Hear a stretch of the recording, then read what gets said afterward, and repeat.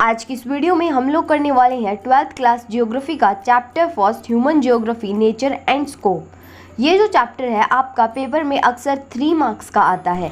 तो चलिए फिर बिना किसी देरी के वीडियो शुरू करते हैं। तो जैसे कि आपने +1 क्लास में आपकी फिजिकल जियोग्राफी पढ़ी थी, तो अब हम 12th क्लास में ह्यूमन जियोग्राफी स्टडी करने वाले हैं। तो इस चैप्टर में बस यही बताया हुआ है कि जो ह्यूमन जियोग्राफी है वो आखिरकार है क्या। उससे पहले मैं आपको एक बात और बता दूं, जो जियोग्राफी होती है उसकी 2 ब्रॉड ब्रांचेस होती है, फिजिकल जियोग्राफी और ह्यूमन जियोग्राफी। तो हम क्या है, ह्यूमन जियोग्राफी पढ़ने वाले हैं। तो सबसे पहले हम जियोग्राफी की डेफिनेशन देखते हैं। Geography is a field of study is integrative, empirical and practical. Integrative का मतलब होता है एकीकरण, यानी कि हम जो है यहाँ पे जियोग्राफी में क्या फिजिकल जो चीज़ें होती हैं उनकी भी स्टडी करते हैं, जो ह्यूमन जियोग्राफी के अंदर चीज़ें आते हैं उनकी भी हम यहाँ पे क्या स्टडी करते हैं। एम्पेरिकल का मतलब होता है ऑब्जर्व करना, यानी कि हम जियोग्राफी में चीज़ों को ऑब्जर्व करके यहाँ पे सारी चीज़ों की स्टडी करते हैं। और प्रैक्टिकल का मतलब आपको पता ही है, जब हम क्या है सारी चीज़ों की प्रैक्टिकली स्टडी करते हैं, तो हम जियोग्राफी के अंदर क्या है प्रैक्टिकली स्टडी करते हैं सभी चीज़ों की। It studies each and every event on the earth over the space and time। अब जो जियोग्राफी है वो हर एक इवेंट और जो हर एक चीज़ हो रही है ना हमारी अर्थ के ऊपर, उसकी स्टडी करते हैं किसी भी स्पेस और टाइम के अंदर। तो पहले हमने देखा जियोग्राफी के बारे में कि सिंपल जियोग्राफी क्या है। अब हम देखते हैं कि ह्यूमन जियोग्राफी क्या है। Human geography studies the relationship between man and nature. अब जो ह्यूमन जियोग्राफी है वो स्टडी करती है कि क्या रिलेशन है जो आदमी और जो नेचर है उसके बीच का क्या रिलेशन है, यानी कि जो ह्यूमन है वो नेचर से इंटरेक्ट कैसे करता है, उसके रिसोर्सेज को यूज़ कैसे करता है। तो इस सब की जो स्टडी होती है वो ह्यूमन जियोग्राफी कहलाती है। Geography can be studied through law making और डिस्क्रिप्टिव, यानी कि जो जियोग्राफी है उसको पढ़ा जा सकता है उसके खुद के रूल्स बना के, यानी कि जो जियोग्राफी है उसके खुद के भी कुछ लॉज होते हैं और उसको पढ़ा जा सकता है उसको डिस्क्राइब करके, यानी कि हम जियोग्राफी को डिस्क्राइब करके बहुत अच्छे से पढ़ सकते हैं। तो जो जियोग्राफी है उसकी हमारी 2 अप्रोचेज होती है, एक होती है सिस्टमेटिक अप्रोच और दूसरी होती है रीजनल अप्रोच। तो पहले मैं आपको रीजनल अप्रोच का मीनिंग बताती हूँ, उसके बाद में सिस्टमेटिक का बताऊंगी। तो रीजनल अप्रोच जो होती है ना, उसके अंदर जो जियोग्राफर्स है वो सिर्फ क्या है एक रीजन को पकड़ते हैं। मान लो एक रीजन यानी कि इंडिया को पकड़ लिया, तो उसमें वहाँ पे वो सारा कुछ चेक करेंगे, क्लाइमेट कैसा है, एजुकेशन कैसी है, हेल्थ कैसी है, ठीक है, ये सब उसमें क्या है वो एक रीजन को पकड़ के उसमें सब कुछ चेक करेंगे। सिस्टमेटिक अप्रोच का मतलब होता है वो क्या है सिर्फ एक चीज़ को ही चेक करेंगे, सारे एरिया को कवर करेंगे और सिर्फ क्या है एक ही चीज़ चेक करेंगे। अब मान लो उन्होंने पकड़ लिया रेनफॉल को, अब तो वो क्या है पूरे वर्ल्ड का रेनफॉल चेक करेंगे। अब ये नहीं देखेंगे कि इंडिया का रेनफॉल कैसा है या फिर चाइना का रेनफॉल कैसा है, नहीं, वो क्या है पूरे वर्ल्ड का सिर्फ रेनफॉल ही देखेंगे, उसके अलावा कोई चीज़ चेक नहीं करेंगे। तो ये होता है सिस्टमैटिक और रीजनल अप्रोच के बीच का डिफरेंस। और जो ह्यूमन जियोग्राफी है ना वो सिस्टमैटिक जियोग्राफी है। ये मैंने आपको 2 अप्रोचेस बताई थी, वो थी जियोग्राफी की, और जो ह्यूमन जियोग्राफी है ना वो सिस्टमैटिक जियोग्राफी है, यानी कि पूरे वर्ल्ड को वो एक चीज़ को ऊपर ध्यान देती है। पहले एक चीज़ मतलब क्लाइमेट देख लिया, उसके बाद में वो देखेगी रेनफॉल कैसा है, मतलब ऐसे एक एक करके चीज़ों को पूरे वर्ल्ड के अंदर देखती है। इसके बाद में आती है आपकी ह्यूमन जियोग्राफी की डेफिनेशन। तो जो ह्यूमन जियोग्राफी की डेफिनेशन है वो अलग अलग जियोग्राफर अपने अपने तरीके से डेफिनेशंस को देती हैं। तो सबसे पहले आता है आपका फ्रेडरिच रात्ज़ल, उन्होंने डेफिनेशन दी है human geography is the synthetic study of relationship between human society and earth surface. इनके अकॉर्डिंग जो ह्यूमन जियोग्राफी है वो ह्यूमन सोसाइटी और जो पूरा अर्थ सरफेस है ना उसके बीच का जो रिलेशन है उसकी क्या है एक कॉम्प्लेक्स स्टडी। इसके बाद में आती है हमारी एलन सी सैम्पल, और ये जो है वो फ्रेडरिच रात्ज़ल की शिष्य है यानी कि स्टूडेंट है।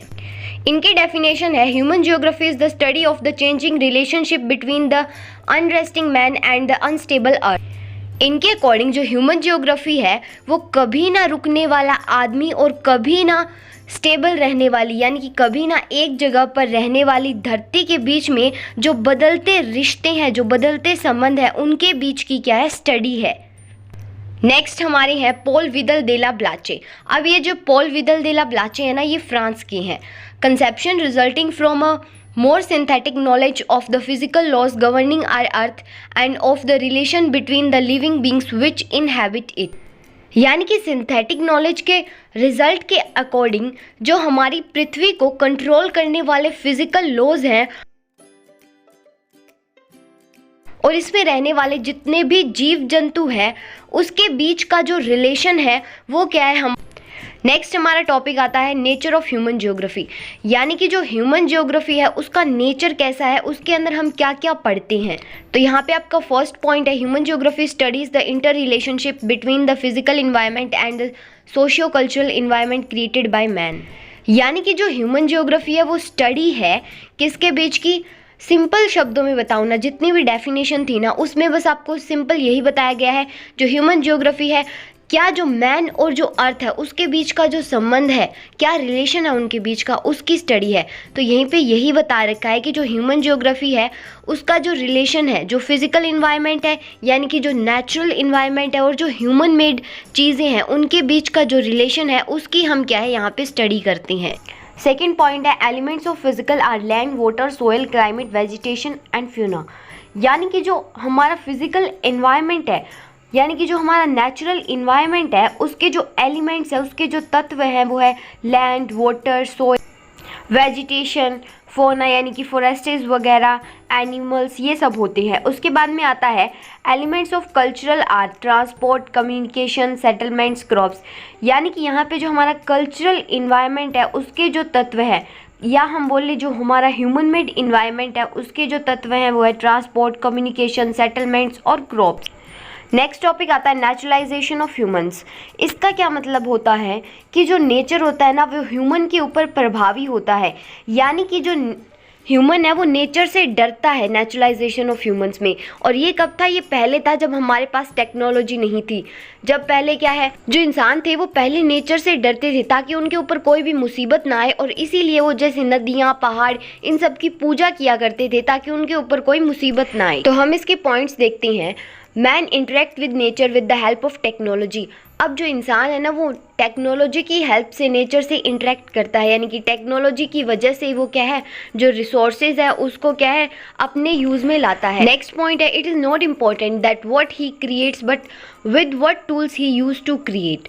अब मतलब इससे फ़र्क नहीं पड़ता कि ह्यूमन ने क्या बनाया है, लेकिन इससे फ़र्क पड़ता है कि उसने कैसे टूल्स यूज़ किए हैं उस चीज़ को बनाने के लिए। नेक्स्ट पॉइंट है technology indicate the level of cultural development of society. अब जो टेक्नोलॉजी है वो क्या है, हमें दर्शाती है कि जो हमारी सोसाइटी है, जो कल्चरल सोसाइटी है उसकी डेवलपमेंट कैसे हुई है। मतलब हमारी टेक्नोलॉजी जैसे बढ़ेगी ना वैसे ही हमारी डेवलपमेंट बढ़ती जाएगी। नेक्स्ट पॉइंट है understanding the nature help to create technology. अब हम जैसे ही नेचर को समझेंगे ना तभी हम क्या है टेक्नोलॉजी को बना पाएंगे। अब जैसे कि आप मान लो जो फैंस होते हैं वो एक ही डायरेक्शन में रोटेट करते रहते हैं, दूसरी डायरेक्शन में रोटेट नहीं करते। ऐसा क्यों नहीं करते, क्योंकि वो टेक्नोलॉजी इस तरह से बनाई गई है, जो अर्थ की रोटेशन है उस हिसाब से उसको बनाया गया है ताकि वो हमें ज़्यादा हवा दे सके। तो इस तरह से क्या है हमने नेचर के जो लॉज है उसको समझा और उसके बाद में हम क्या है टेक्नोलॉजी क्रिएट कर सकती हैं। जैसे मैंने आपको फैन का एग्जांपल दिया वैसे ही आपकी 3 एग्जांपल्स और हैं लॉज ऑफ नेचर की, यानी कि किस तरह से हम नेचर के लॉ को समझ के हमारी टेक्नोलॉजी है वो क्रिएट कर सकती हैं, बना सकती हैं। पहला आता है concept of friction and heat help in discovering fire. अब यानी कि जो कॉन्सेप्ट निकला फ्रिक्शन और हीट का, उससे हमने क्या है आग बना ली। सेकंड है a proper understanding of the secrets of DNA and genetics enabled us to conquer many diseases. यानी कि जैसे हमने प्रॉपर अंडरस्टैंड किया, समझा डीएनए और जेनेटिक्स को, उसकी वजह से बहुत सारी जो बीमारियां हैं उनको हमें क्या है इलाज मिल गया। थर्ड है understanding of laws of aerodynamics helped in developing faster planes. यहाँ पे फास्टर प्लांट्स नहीं फास्टर प्लेन्स आएगा। यानी कि जैसे ही हमने जो एरोडायनामिक्स का रूल है उसको समझा तो हम क्या बनाने लग गए, प्लेन्स बनाने लग गए, एरोप्लेन्स बनाने लग गए। तो ये कुछ आपके एग्जांपल्स थे जिससे हम क्या है नेचर को समझ के हम अपनी जो टेक्नोलॉजी है वो कैसे क्रिएट कर सकते हैं। अब मैं आपको नेचुरलाइजेशन ऑफ ह्यूमन की डेफिनेशन बता देती हूँ। The situation in which natural forces are more powerful than the human endeavour is termed as environmental determinism and naturalization of human. यानी कि ऐसी सिचुएशन जिसके अंदर जो नेचुरल फोर्सेस है, जो नेचुरल इन्वायरमेंट है वो ज़्यादा ताकतवर हो ह्यूमन एंडेवर से, एंडावर का मतलब होता है कोशिश करना। तो ऐसी सिचुएशन जहाँ पे जो नेचुरल इन्वायरमेंट है वो ज़्यादा पावरफुल हो ह्यूमन की कोशिश से, उसको क्या है हम एनवायरमेंटल डिटर्मिनिज्म या नेचुरलाइजेशन ऑफ ह्यूमन बोलते हैं। अब इस एक चीज़ को समझने की कोशिश करो, जो एनवायरमेंटल डिटर्मिनिज्म है यानी कि जिसके अंदर इन्वायरमेंट ही सबको क्या है अपनी तरह से चलाता है, अपनी तरह से ढालता है। तो जो एनवायरमेंटल डिटर्मिनिज्म और नेचुरलाइजेशन ऑफ ह्यूमन है ना, वो दोनों एक ही चीज़ है, तो इसमें कंफ्यूज नहीं होना है। The situation of environmental determinism can be seen in several tribal areas in India such as central India, Madhya Pradesh and Chhattisgarh, Orissa and northeastern states of India। यानी कि अगर मैं प्रेजेंट टाइम की बात करूं तो जो एनवायरमेंटल डिटर्मिनिज्म है यानी कि जहां पे जो इन्वायरमेंट है वही सेंट्रिक है, उसके अलावा वहां पे क्या है इन्वायरमेंट की सब चलती है। मतलब कोई भी अगर उनके पास मुसीबत आ जाए तो उनके पास इतने रिसोर्सेज नहीं है कि वो खुद को बचा पाएं। तो ऐसी जो सिचुएशन है हमें आज के टाइम में जो ट्राइबल्स पीपल है उनके साथ देखने को मिलती है। जैसे कि जो सेंट्रल इंडिया में मध्य प्रदेश में जो ट्राइबल है, छत्तीसगढ़ में जो ट्राइबल है, ओडिशा और जो नॉर्थ ईस्टर्न स्टेट्स में जो ट्राइबल्स है ना, उनमें हमें आजकल एनवायरमेंटल डिटर्मिनिज्म देखने को मिलता है। बाकी इंडिया में नहीं है एनवायरमेंटल डिटर्मिनिज्म, क्योंकि अब टेक्नोलॉजी आ चुकी है। अब हमारा जो टॉपिक है वो आता है ह्यूमनाइजेशन ऑफ नेचर, यानी कि अब जो ह्यूमन है ना वो नेचर को समझ के इसके कुछ पॉइंट्स देखते हैं। With the development of technology people understood the nature well. अब देखो जैसे जैसे उन्होंने क्या टेक्नोलॉजी बनाई वैसे वैसे वो नेचर को और ही अच्छे से समझते चले गए। नेक्स्ट पॉइंट है they move from state of necessity to state of possibilities. अब पहले क्या होता था, जो ह्यूमन है वो अपनी सारी ज़रूरतों पर क्या है नेचर पे डिपेंड करता था, लेकिन अब ऐसा नहीं है। अब उसकी क्या है पॉसिबिलिटीज़ बढ़ गई हैं कि वो नेचर के ऊपर डिपेंड ना करे। अब पहले क्या होता था, लोग पेड़ के नीचे रहते थे, ठीक है, यानी कि उनकी नेसेसिटी थी पेड़ के नीचे रहना, लेकिन अब उन्होंने टेक्नोलॉजी को समझा और अपने घर बना लिए, तो अब उनकी क्या है पॉसिबिलिटीज़ हो गई, अब उनकी नेसेसिटी नहीं रही। This type of situation in which there are possibilities of human development has been termed as possibilism। यानी कि ऐसी सिचुएशन जहाँ पे जो ह्यूमन डेवलपमेंट की पॉसिबिलिटीज़ हो, यानी कि यहाँ पे लग सकता है कि ह्यूमन डेवलपमेंट कर सकता है, उसे हम क्या है पॉसिबिलिज्म कहते हैं। और जो ह्यूमनाइजेशन ऑफ नेचर और पॉसिबिलिज्म है ना, वो दोनों एक ही चीज़ है, बस बिल्कुल थोड़ा सा ही डिफरेंस है, ज़्यादा डिफरेंस नहीं है। ह्यूमनाइजेशन ऑफ नेचर की हम डेफिनेशन देख लेते हैं। When the human being make use of opportunity provided by nature, it starts bearing the imprints of human endeavor and this situation is known as humanization of nature। यानी कि जब इंसान जो नेचर अपॉर्चुनिटी प्रोवाइड कराता है उसका use करता है, तब जो नेचर होता है ना वो ह्यूमन का जो प्रेशर है वो सहने लगता है। तो इस तरह की सिचुएशन को हम ह्यूमनाइजेशन ऑफ नेचर बोलते हैं। अब हमारा नेक्स्ट टॉपिक है non determinism, stop and go determinism. यानी कि ये ऐसी सिचुएशन होती है जो मैंने आपको बताया था ना, एनवायरनमेंट डिटर्मिनिज्म और पॉसिबिलिज्म, उसके बीच की सिचुएशन होती है, उसको मैं आगे एक्सप्लेन करूँगी। तो ये जो नॉन डिटर्मिनिज्म या स्टॉप एंड गो डिटर्मिनिज्म है, उसका जो आइडिया है वो डेवलप किया था ग्रिफिथ टेलर ने। It is a middle path between environmental determinism and possibilism. तो पहले मैंने आपको बताया था कि जैसे जो एनवायरमेंटल डिटर्मिनिज्म है और जो ह्यूमनाइजेशन ऑफ नेचर और पॉसिबिलिज्म है वो दोनों एक ही चीज़ है। तो देखो एनवायरमेंटल डिटर्मिनिज्म में क्या था, इन्वायरमेंट ही सब कुछ था, जो नेचुरल इन्वायरमेंट है वही सब कुछ था, और जो पॉसिबिलिज्म है उसके अंदर जो है ह्यूमन ही सब कुछ था। लेकिन ग्रिफिथ टेलर ने क्या है एक टर्म निकाली और कहा कि ना ही तो जो इन्वायरमेंट है वो सब कुछ है और ना ही जो ह्यूमन है वो सब कुछ है। तो इसके बीच का जो रास्ता है वो क्या है, नियो डिटर्मिनिज्म कहलाता है। इसका थर्ड पॉइंट है concept shows that neither is there a situation of absolute necessity nor is there a condition of absolute freedom. यानी कि ये स्टॉप एंड गो डिटर्मिनिज्म का जो कॉन्सेप्ट है वो हमें बताता है कि ऐसी कोई भी सिचुएशन नहीं हो सकती जहाँ पे हम सब कुछ चीज़ों के लिए क्या है इन्वायरमेंट के ऊपर ही डिपेंड करें, या फिर ऐसी भी कोई चीज़ नहीं हो सकती या सिचुएशन नहीं हो सकती जहाँ पे हम क्या है इन्वायरमेंट को कुछ ना समझ के जो ह्यूमन है वही सब कुछ करे। तो ऐसी एब्सोल्यूट फ्रीडम नहीं हो सकती। नेक्स्ट पॉइंट है sustainable development is the main M. यानी कि इसका जो मेन एम है नियो डिटर्मिनिज्म का वो है सस्टेनेबल डेवलपमेंट। यानी कि हम रिसोर्सेज को आज ऐसे यूज़ करें ताकि वो आने वाली जनरेशन के लिए भी बच सके। फिफ्थ पॉइंट है the neo determinism maintain balance between development and nature. यानी कि जो नियो डिटर्मिनिज्म है वो एक बैलेंस को मेंटेन करके रखता है कि जो डेवलपमेंट हम ऐसी करें जिससे क्या है नेचर को नुकसान ना हो। अब आता है हमारा हिस्ट्री ऑफ ह्यूमन ज्योग्राफी, यानी कि ह्यूमन ज्योग्राफी आया कैसे, ये कॉन्सेप्ट निकला कैसे human geography. The emergence of human geography started with the interaction, adoption, adjustment and modification between the humans and the environment. यानी कि जो ह्यूमन ज्योग्राफी है वो तब स्टार्ट हुई जब जो मैन है, जो ह्यूमन है, वो इन्वायरमेंट के साथ इंटरेक्शन करने लग गया, यानी कि उसको जानने लग गया, उसको अडॉप्ट करने लग गया, उसको एडजस्ट करने लग गया और जो इन्वायरमेंट है उसको मॉडिफाई करके यूज़ करने लगा। तो तब से जो है ह्यूमन ज्योग्राफी का जो कॉन्सेप्ट है वो आया है। Before the age of discovery, there was very little interaction between different society, but in the late 15th century, information about the unknown society were made available now. अब जो discovery की as है वो 15th century में start हुई थी। अब जैसे कि जो वास्को द गामा है उसने 1498 में इंडिया की डिस्कवरी करी थी और वहीं पे जो कोलंबस है उसने क्या है अमेरिका की डिस्कवरी करी थी। तो ये जो डिस्कवरी थी ना ऐसे समाज की जिसे पहले कोई जानता नहीं, तो ये जो एज है ना डिस्कवरी की, वहाँ से माना जाता है कि जो ह्यूमन ज्योग्राफी है उसकी जो शुरुआत है वो हुई थी। Exploration by travellers expanded the area of human geography and interacted with different societies. यानी कि जो ट्रैवलर्स है ना उन्होंने क्या है डिफरेंट सोसाइटीज़ के साथ इंटरेक्ट किया, डिफरेंट एरियाज़ के साथ इंटरेक्ट किया, जिससे जो ह्यूमन ज्योग्राफी है उसका एरिया है वो और भी ज़्यादा बढ़ गया। इसके बाद में आपकी बुक में एक टेबल दे रखी है broad stages of human geography, तो हम इसे स्टडी करते हैं। यानी कि जो ह्यूमन ज्योग्राफी की जो ब्रॉड यानी कि बड़ी बड़ी स्टेजेस हैं वो क्या थी। तो सबसे पहले आता है टाइम पीरियड, तो सबसे पहले किस समय में क्या हुआ वो हम देखेंगे। उसके बाद में आती है उसकी अप्रोचेस, यानी कि उस समय में क्या क्या हुआ, और उसके बाद में आते हैं इसके फीचर्स, यानी कि इसके फीचर्स क्या रहे थे।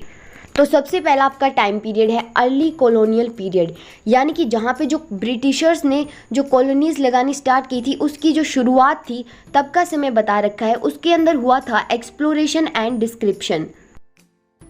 वही बात आ गई जो यूरोपियन है उन्होंने क्या है नई नई जो कंट्रीज़ हैं उनकी डिस्कवरी करी। अब हम देखते हैं इसके broad feature. Imperial and trade interest promoted the discovery, यानी कि जो पहले साम्राज्य और ट्रेड का जो इंटरेस्ट था वो प्रमोट करने के लिए क्या है डिस्कवरी हुई थी और एक्सप्लोर हुए थे नई नई जगह जो थी। An encyclopedia description of the area formed an important aspect of geo, यानी कि एक ऐसा काम जो नॉलेज को कंटेन करता हो वो एरिया क्या है एक इम्पोर्टेंट पहलू बन जाता है जो जियोग्राफर्स के अकाउंट है उसके। अब आता है हमारा लेटर कॉलोनियल पीरियड, यानी कि जो हमारी कॉलोनीज़ लग चुकी थी, जो हमारी डिस्कवरी हो चुकी थी, उसके बाद का यहाँ पे समय बताया जा रहा है। तो इसमें जो अप्रोचेस थी वो थी रीजनल एनालाइज, यानी कि एक एरिया को एनालाइज करना, एक जो रीज़न है, एक जो स्पेसिफिक एरिया है वो। तो इसका जो ब्रॉड फीचर है वो मैं आपको सिंपली हिंदी में बता देती हूँ। तो इसका ब्रॉड फीचर ये है कि वो क्या है धरती के ऊपर एक रीज़न को पकड़ लेंगे और उसी का जो सारा सिस्टम है वो। फिर बाद में एक आइडिया आया कि जो हमारी पूरी धरती है वो भी तो एक रीज़न ही है ना, तो इस तरह से जो पूरी धरती है हम उसी को क्या है अंडरस्टैंड करेंगे। इसके बाद में हमारा पीरियड आता है, यानी कि ये जो सेकेंड वर्ल्ड वॉर है ना उसके आसपास का समय यहाँ पे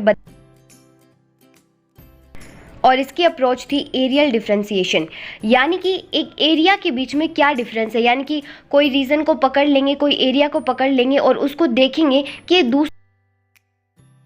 तो हम देखते हैं इसके ब्रॉड फीचर को।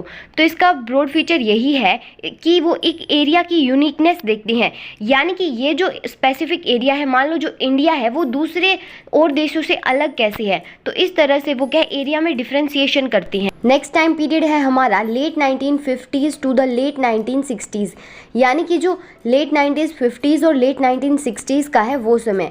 और इसकी जो अप्रोच थी वो थी स्पैटियल ऑर्गेनाइजेशन। इसका मतलब मैंने आपको पहले भी बताया था, और स्पेटियल का मतलब होता है अकॉर्डिंग।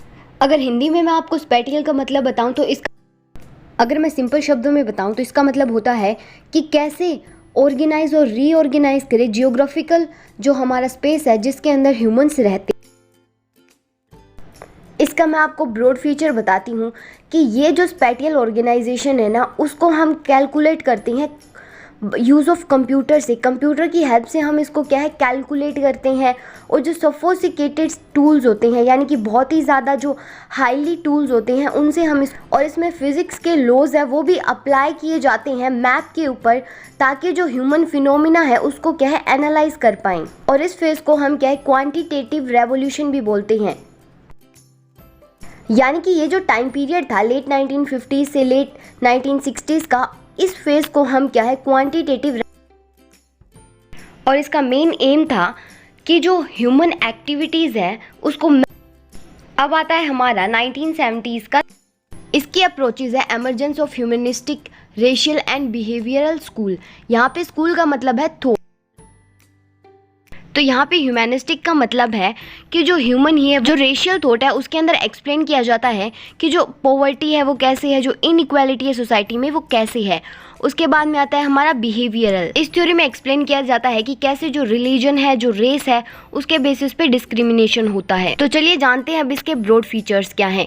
तो जो क्वांटिटेटिव रेवोल्यूशन आया उसके बाद में क्या हुआ, जो एमरजेंस हुई 3 न्यू स्कूल्स की क्या है 3 न्यू थॉट्स की एमरजेंस हुई ह्यूमन ज्योग्राफी के अंदर, जो कि मैंने अभी अभी आपको एक्सप्लेन किए हैं। अब ये जो 3 थॉट्स आए ना, उससे जो सोशल पॉलिटिकल रियलिटी है ना वो हमारी क्या है सामने आ गई।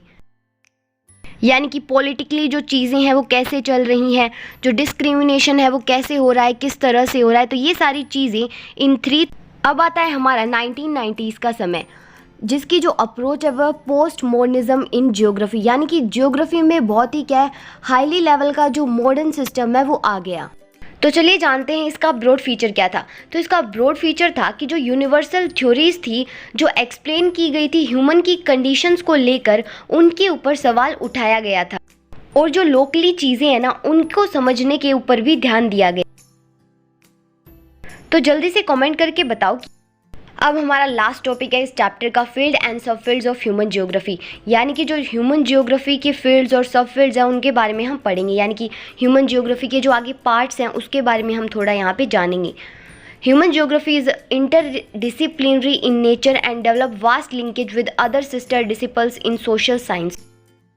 यानी कि जो ह्यूमन ज्योग्राफी है वो इंटरडिसिप्लिनरी है, यानी कि 2 या 2 से ज़्यादा सब्जेक्ट्स इसके अंदर स्टडी किए जा सकते हैं, और 2 से भी बहुत ज़्यादा सब्जेक्ट्स आते हैं इसके। और ये जो ह्यूमन ज्योग्राफी है वो लिंक रखती है उसकी जो अदर सिस्टर डिसिपल्स है, यानी कि इसके जो अदर ब्रांचेज है सोशल साइंस के अंदर, उससे वो क्या है लिंक रखती है। यानी कि इसी से जो अदर सोशल साइंसेस की ब्रांचेज है वो बनी है ह्यूमन ज्योग्राफी से ही। The fields and subfields of human geography explain every aspect of all elements of human life on the surface of the earth. यानी कि जो ब्रांचेज है, जो फील्ड्स हैं ह्यूमन ज्योग्राफी के, वो बारीकी से हर एक पहलू को समझाते हैं जो ह्यूमन लाइफ के अंदर इस।